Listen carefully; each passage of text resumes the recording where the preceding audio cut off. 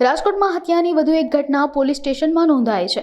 Kalavad road Kataria ચોકડી નજીક ઝૂંપડામાં રહેતા અને દેશી દવા વેચી ગુજરાન ચલાવતા મૂળ હરિયાણાના યુવાનને 3 દિવસ પહેલા ઘાયલ હાલતમાં તેની પત્નીએ સિવિલ હોસ્પિટલમાં દાખલ કર્યા ત્યારે તે પડી ગયાનું કે બીજી કોઈ રીતે ઈજા થયાનું જણાવાયું હતું। ત્યારબાદ વધુ સારવાર માટે ખાનગી હોસ્પિટલમાં ખસેડાયેલા હતા જ્યાં તેમનું મોત થયું હતું। પોસ્ટમોર્ટમ થતા બનાવ હત્યાનો હોય તે પ્રકારની ઈજાનો રિપોર્ટ સામે આવ્યો હતો।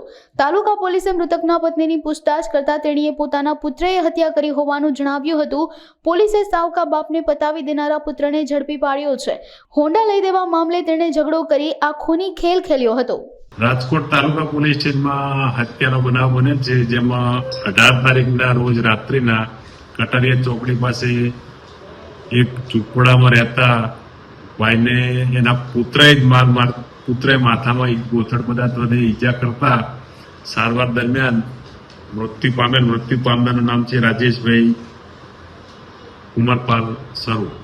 એના પુત્રએ મોટરસાયકલની માગણી કરેલી બાઇક માગેલો, જેના પિતાએ ના પાડેલી, જેના આધારે ગુસ્સે થઈ એના પુત્રએ તેના પિતાને માથાના ભાગે ગોથડ પદાર્થ વડે ઈજા પહોંચાડી મૃત્યુ પામેલ છે।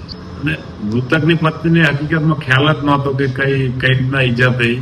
પછી આરોપીને પકડવા જયારે પકડ્યો ત્યારે ખબર પડી કે આ વસ્તુ આ બને ત્યારે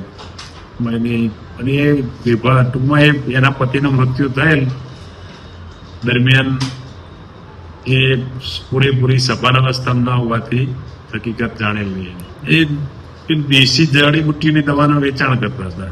આરોપીને ટેકનિકલ સોર્સના આધારે પકડી પડેલ છે અને જેલ હવાલે કરવાનું છે।